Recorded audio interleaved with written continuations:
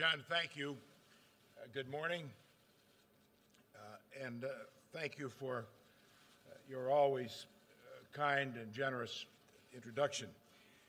And I also want to acknowledge our friendship over many years and what you have meant to international diplomacy, and also acknowledge your institution, the IISS, because it has been your leadership and the energy of the institution that has really shaped a good deal of international discussion over the last decade. So, John, thank you, and it's an enormous credit to you and the IIS that this dialogue in particular has grown to be so relevant and important, and will continue to be in world affairs.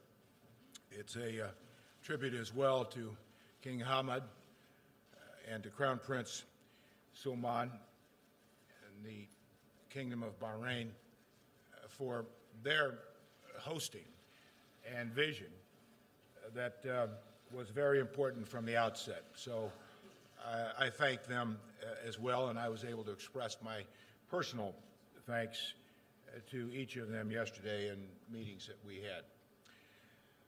As John mentioned, I was present at the creation of this dialogue in 2004. And at the time, as John noted, I was a United States Senator.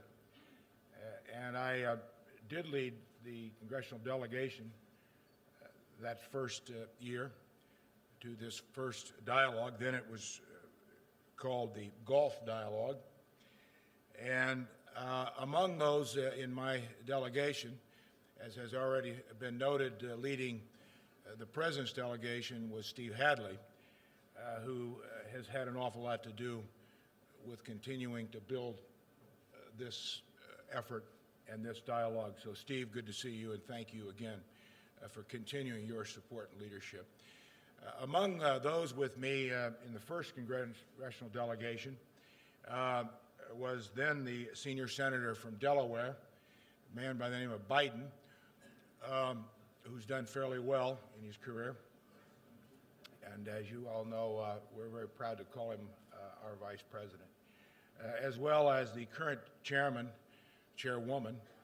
of the Senate Select Committee on Intelligence, Dianne Feinstein from California, who was with us, and Senator Link Chafee from Rhode Island. And I'm particularly pleased that we have the Senator from Virginia, Tim Kaine, here to represent our Congress. Senator Kaine serves, I think most of you know, on both the Senate Foreign Relations and Armed Services Committee, and has been a very key part of the leadership this last year in working with all of us and supporting what we're doing. And Tim, good to see you, and I'm glad you're here. And I caught some of your panel yesterday as well, so thank you. So all of you, I want to thank you for your continued recognition and leadership and participation, and also to our U.S. ambassador here in Bahrain for the work that he does every day. I want to acknowledge that, and to your team, thank you.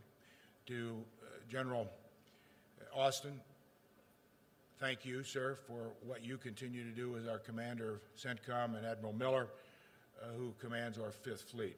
And to all of your sailors and soldiers and airmen and Marines, give them our thanks, and I appreciated the opportunity yesterday to spend some time with all of them at the base.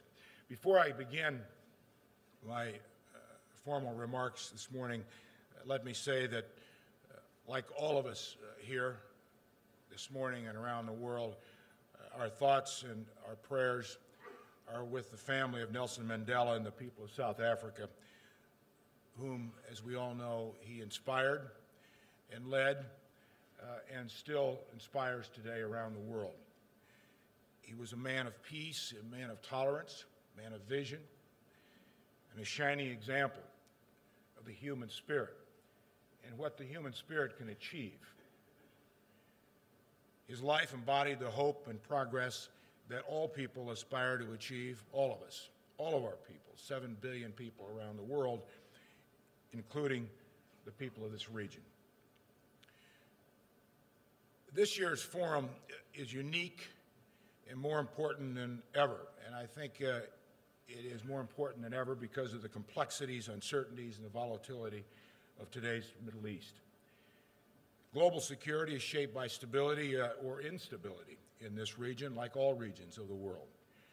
We need opportunities like the Manama Dialogue to exchange views on the full range of threats, challenges, and possibilities and opportunities that confront the Gulf. Engagement with my regional counterparts is a priority for me as Secretary of Defense.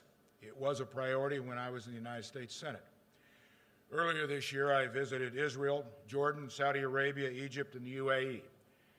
In September, I co-hosted the U.S. GCC Strategic Cooperation Forum with Secretary Kerry. I've had the opportunity to meet and consult with civilian and military leadership across this region on dozens of occasions over the last few years, including yesterday here in Manama. And I've done a lot of listening. Today, I've returned to listen more.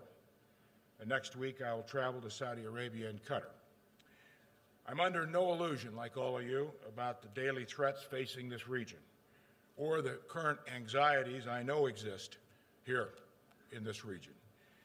These anxieties have emerged as the United States pursues diplomatic openings on some of the region's most difficult problems and most complex issues, including Iran's nuclear program and the conflict in Syria. And I want to also acknowledge and thank our partners, our allies, senior leaders from the UK here and from other parts of the world who we are cooperating with in these areas, dealing with these big problems. As the Department of Defense confronts new budget constraints at home, we still have responsibilities abroad, and we take those responsibilities seriously. Questions have been raised about America's intentions, America's strategy, and America's commitment to this region. The United States has enduring interest in this critical region of the world, and we will remain fully committed to the security of our allies and our partners in the region. My visit to the Manama Dialogue marks the first time that a United States Secretary of Defense has appeared at this forum since 2008. Much has changed for the United States and in this region since that dialogue 5 years ago. The U.S. ended its war in Iraq, and we are now winding down our combat mission in Afghanistan. The political landscape throughout the region has seen historic changes. Old regimes gave way in Egypt, Libya, Tunisia, and Yemen. Across the Middle East and North Africa, leaders have promised political reform, and the people of this region are demanding it, and they deserve it. Every nation in this region has been affected by these unpredictable cross-currents, and while each nation has experienced them differently, they remain regional challenges. Many challenges that the region already faced, from violent extremism to failed states to proliferation, have actually intensified. And destabilizing actors, state and non-state actors alike, have adopted more and more advanced weaponry from ballistic missiles to cyber capabilities. As America comes out of its longest war, the U.S. military is building new strategic agility. We're building that new strategic agility in the Middle East and elsewhere in the world. We know that our influence and our leadership depends not only on our power, but also an appreciation of its limits and on the wise deployment of our influence, as well as working closely with partners and helping them build their capacity and capabilities. Our experiences over the last decade have challenged us to use all our tools of foreign policy, including diplomatic, economic, trade, development assistance, and military power. Use these powers more effectively and more in alignment with our partners and our friends. We have seen this approach in Syria, where President Obama's resolve to take military action after the Assad regime used chemical weapons created an opening for diplomacy with Russia. This led to a UN Security Council resolution and the involvement of the Organization for the Prevention of Chemical Weapons, which put inspectors on the ground in Syria to oversee the removal and destruction of Assad's chemical weapons. We remain on track to destroy Syria's arsenal of chemical weapons. The United States is working closely with our key allies and the international community in this process, and has offered its unique technical capabilities and technology to help dispose of these weapons. This outcome would not have happened if not for our resolve to use military force. Once the destruction is complete, a major chemical weapons threat will be eliminated. This will benefit the entire region and the world. We will continue to work with partners throughout the region to help bring about a political settlement to end this conflict. We must also confront the rise of violent extremist groups in Syria. And we must work together to ensure that our assistance to the opposition does not fall into the wrong hands. At the same time, the humanitarian suffering must continue to be addressed. The United States is the largest donor of humanitarian aid for displaced Syrians, and we will continue to support Jordan, Lebanon, and Turkey as they provide refuge for victims of the conflict. The Syrian regime must also allow humanitarian assistance to reach the Syrian people. Even as the United States has led efforts to counter chemical weapons in Syria and pressed for a political solution to the conflict, we have not diminished our focus on the challenges imposed by Iran. For decades, Iran has exported instability and violence across the region and beyond as it continued to develop its nuclear program. Iran has been a profoundly destabilizing influence, and a nuclear-armed Iran would pose an unacceptable threat to regional and global stability. Since coming to office 5 years ago, President Obama has had no higher priority in the region than preventing Iran from acquiring a nuclear weapon. He has pursued this goal through a comprehensive strategy with our international partners, combining diplomacy, unprecedented international economic pressure, and the resolve to keep military options on the table. 2 weeks ago, the President announced an interim deal in the P5+1 nuclear negotiations with Iran. It is only a first step, but it could be an important step. It halts any further expansion of Iran's nuclear program, begins to roll it back in important ways, and provides sweeping access to verify, unfettered verification, Iran's intentions. Its purpose is to facilitate a longer-term, comprehensive solution and to ensure that Iran cannot use this period of negotiations to advance its nuclear program. We have bought time for meaningful negotiation, not for deception. All of us are clear-eyed, very clear-eyed, about the challenges that remain to achieving a comprehensive nuclear solution with Iran. I know that Iran's nuclear program is only one dimension of the threats Iran poses in the region. I'm briefed virtually every day about these threats. That's why we remain committed to ballistic missile defense for our partners here in the region and for Europe. No strategy is risk-free. Diplomacy takes courage. It takes vision. But our emphasis on diplomatic tools should not be misinterpreted. We know diplomacy cannot operate in a vacuum. Our success will continue to hinge on America's military power and the credibility of our assurances to our allies and partners in the Middle East that we will use it. They have bound the United States together with nations of this region for decades through administrations, all administrations, administrations of both political parties, from Eisenhower to Obama. These commitments are not open for negotiation. As Secretary of Defense, it is my responsibility to maintain America's key defense relationships, and it is my responsibility to ensure that the Department of Defense advances America's core security interests in the region. These security interests include defending against external aggression, ensuring the free flow of energy and commerce, dismantling terrorist networks that threaten America or its allies, and stopping the spread of weapons of mass destruction. Our commitment to these core interests is absolute. and the interim agreement with Iran calls none of them into question. The Department of Defense will continue to maintain a strong military posture in the Gulf region, one that can respond swiftly to crises, deter aggression, and assure our allies. DoD will not make any adjustments to its forces in the region or to its military planning as a result of the interim agreement with Iran. As we have withdrawn U.S. forces from Iraq, are drawing down our forces in Afghanistan, and rebalancing toward the Asia-Pacific, we have honored our commitment to Gulf security by enhancing our military capabilities in the region.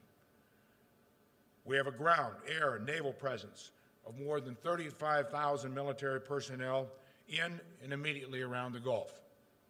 2 years after our drawdown from Iraq, the U.S. Army continues to maintain more than 10,000 forward-deployed soldiers in the region, along with heavy armor, artillery, and attack helicopters to serve as a theater reserve and a bulwark against aggression. We've deployed our most advanced fighter aircraft throughout the region, including F-22s, to ensure that we can quickly respond to contingencies. Coupled with our unique munitions, no target is beyond our reach. We've deployed our most advanced intelligence, surveillance, and reconnaissance assets to provide a continuous picture of activities in and around the Gulf. And we have fielded an array of missile defense capabilities, including ballistic missile defense ships, Patriot batteries, and sophisticated radar. As part of our efforts to ensure freedom of navigation throughout the Gulf, we routinely maintain a naval presence of over 40 ships in the broader region, including a carrier strike group, and conduct a range of freedom of navigation operations. These operations include approximately 50 transits of the Strait of Hormuz over the past 6 months. Earlier this year, we ramped up our minesweeping capabilities and added 5 coastal patrol ships to our fleet in this region. We are currently working on a $580 million construction program to support the expansion of Fifth Fleet capabilities. Yesterday, I visited the Navy's new afloat forward staging base, the USS Ponce, a unique platform for special operations, as well as humanitarian assistance and disaster relief in areas where we do not have a permanent fixed presence. I'll also be meeting with U.S. personnel stationed at the Combined Air Operations Center in Qatar, where we have representatives from our GCC partners training and working together with us. We also maintain forces and assets at home and around the world, ready to deploy to the region on a moment's notice. The United States military has made this commitment in resources, personnel, and capabilities because of our nation's deep and enduring interest in the Middle East. That will not change. Although the Department of Defense is facing serious budget constraints, we will continue to prioritize our commitments in the Gulf while making sure that our military capabilities evolve to meet new threats. Even with new budgetary constraints, the United States will continue to represent nearly 40% of global total spending. The U.S. military will remain the most powerful in the world, and we will honor our commitments. And the United States is not retreating from any part of the world. U.S. capabilities are not in isolation of our partners' capabilities. Over the last 3 decades, we have helped Gulf nations become some of our most capable military partners. Going forward, the Department of Defense will place even more emphasis on building the capacity of our partners in order to complement our strong military presence in the region. Our goal is for our allies and partners in this region to be stronger and more capable in dealing with common threats. A key vehicle for increasing partner capabilities is foreign military sales and financing. Over the last 20 years, the sale of advanced weapons has helped to shift the military balance in the region away from Iran and in favor of our Gulf partners. And this shift is accelerating. DoD has approved more than $75 billion in U.S. arms sales to GCC states since 2007. These sales during the past 6 years are worth nearly as much as those made previously totally in the previous 15 years. During my last trip to the region, we finalized agreements worth nearly $11 billion that will provide access to high-end capabilities, including F-15s, F-16s, and advanced munitions such as standoff weapons. These are the most advanced capabilities we have ever provided to this region. We will continue to ensure that all of our allies and partners in the region, including both Israel and the Gulf states, have these advanced weapons. Upgrades in military hardware have enabled the United States military to work more closely, more effectively with our partners and allies in a wide variety of joint exercises, training, and collaborative planning. American men and women in uniform, serving alongside the soldiers, sailors, and airmen of our partners in the region, are staring down the same threats, which is why we take these activities very seriously. This year, our successful training efforts have included our Eagle Resolve exercise, which began as a seminar in 1999. This year, hosted by Qatar, it included naval, land, and air components. It included 12 nations, 2,000 U.S. soldiers, sailors, airmen, and Marines, and 1,000 of their counterparts. Our Eager Lion exercise in Jordan this year involved 8,000 personnel from 19 nations, including 5,000 Americans from across the services. And here in Bahrain, in May, U.S. Naval Forces Central Command hosted the International Mine Countermeasures exercise, which included 40 nations, 6,000 service members, and 35 ships across 8,000 nautical miles, stretching from the Gulf to the Strait of Hormuz. Because we must keep pace with emerging threats and technologies, we are also working together in cyberspace. Last year's cyber attacks on Saudi Aramco and Rosgas were a serious wake-up call to everyone.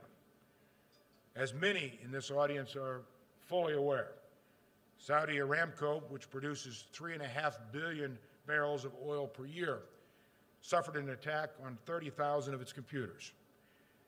Less than 2 weeks later, Rosgas, which distributes about 36 million tons of liquefied natural gas each year, was taken offline for days. Such an attack could happen to any of the nations represented here today. The United States will continue to help build the capacity of partners and allies to defend their critical infrastructure from cyber attack, especially major energy, infrastructure, and telecommunications facilities. Over the last year, we've worked together with partners on strategy development, coordination, and other activities. This cooperation is set to intensify in the years ahead. In this period of unprecedented change, the United States will also continue to work with our partners in the throes of transition. This includes Egypt, where we have an important defense relationship. The United States wants Egypt's democratic transition to succeed, and we want a strong relationship with Egypt. We will continue to work with the interim government and the Egyptian armed forces. I've communicated regularly with General al-Sisi, spoke with him as recently as last Saturday, and I've stressed the importance of demonstrating the interim government's commitment to a nonviolent, inclusive, sustainable democratic transition. The United States and Egypt will continue to work together on matters of common interest, and we will continue to work through this transition. We will also engage partners in the region to support an Egypt that is secure and stable, more inclusive and more responsive to its people, and a true partner for peace. More broadly, the United States will continue to support political reform throughout the region, because we have a deep interest in ensuring that we have a stable and sustainable partnership base in this region. And as we know, stability and political reform are necessary partners. As we strengthen our bilateral relationships throughout the Gulf, we are also committed to advancing multilateral cooperation between our allies and partners, especially through the Gulf Cooperation Council. Nations are stronger, not weaker, stronger when they work together against common interests. Closer cooperation between the GCC and the United States is in all of our countries' interests. The United States has been a force for advancing Gulf cooperation since the GCC was established more than 30 years ago. This will not only continue, but accelerate in the years ahead. Our engagement with Gulf nations is intended to support and facilitate, not to replace, strong ties within the GCC. In the Council's early days, Sultan Itbuza of Oman welcomed what was hard to imagine just years before. He said Gulf nations thinking together, talking together, planning together, and seeing together instead of individually. The United States supports this vision and is committed to supporting the GCC as an anchor for regional stability. The United States will continue to work closely with each of our partners in the GCC, but we must remain together, and we must do more to strengthen multilateral defense cooperation. In support of that goal today, I'm announcing several new initiatives. First, in addition to our Gulf-wide joint exercises and training, DoD will work with the GCC on better integration of its members' missile defense capabilities. We applaud the efforts of many Gulf states to acquire new and enhanced missile defense capabilities in the face of growing regional missile threat. But the United States continues to believe that a multilateral framework is the best way to develop interoperable and integrated regional missile defense. Such defenses are the best way to deter and, if necessary, defeat coercion and aggression. To encourage this, we propose upgrading our regular Air and Air Defense Chiefs Conference to include missile defense cooperation as a very distinct agenda item. We believe doing so will allow for continued progress in missile defense and will open the door to broader cooperation and burden sharing within the GCC. Second, we would like to expand our security cooperation with partners in the region by working in a coordinated way with the GCC, including through the sales of U.S. defense articles to the GCC as an organization. This is a natural next step in improving U.S.-GCC collaboration, and it will enable the GCC to acquire critical military capabilities, including items for ballistic missile defense, maritime security, and counterterrorism. And third, building on both this event and the U.S.-GCC Strategic Cooperation Forum, I'm inviting our GCC partners to participate in an annual U.S.-GCC Defense Ministerial. This ministerial will affirm the United States' continued commitment to Gulf security, and it will allow the U.S. and GCC member nations to take the next step in coordinating our defense policies and enhancing our military cooperation. I propose that our inaugural ministerial take place within the next 6 months. All of these new and ongoing initiatives will help strengthen the GCC and strengthen regional security. When I attended this dialogue in 2004, John Chipman described regional security arrangements here as a Rubik's Cube that had only begun to turn. And that would take time, he said, to fall into place. This process, as John knows, you all know so well, is still underway. But progress, individually and in concert, even with GCC nations' differences, is impressive and ongoing. No one could have predicted that a coal and steel community would evolve into the European Union. And no one could have predicted that Thailand's mediation in a neighborhood dispute would evolve into ASEAN. The GCC and its member nations will blaze their own path, their own way. But no one should underestimate the promise that has been nurtured here and since 2004, not least by the United States, which has fought for and invested in the security of this region for many years. For nearly 7 decades, America has lived up to its commitments to the security of our allies and partners in this region. Today, December 7th, marks the anniversary of the attack on Pearl Harbor. The United States' entry the next day, December 8th, into World War II ushered in a new era of American leadership and responsibility in world affairs. As the war drew to a close in a little more than 3 years after that declaration of war, President Franklin Delano Roosevelt stepped in the Middle East as he stopped during his 14,000-mile seafaring journey to Yalta and back. He had historic meetings with King Saud and King Farouk. And when he returned home to the United States days later, he delivered what would be his last major address to Congress. Addressing a war-weary Congress and a war-weary American people, FDR said that, quote, "Peace cannot be the work of one man or one party or one nation." But he insisted that responsibility for political conditions thousands of miles away can now no longer be avoided by this great nation. The world is smaller every year. The United States exerts a tremendous influence in the cause of peace throughout the world. He went on, "We will continue to exert that influence only if we are willing to continue to share in the responsibility for keeping the peace around the world.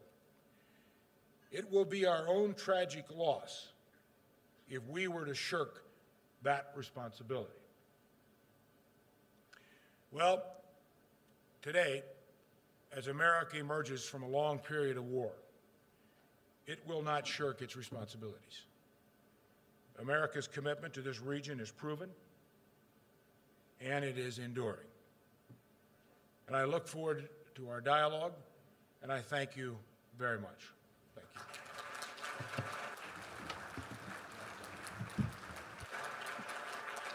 You want to come over there?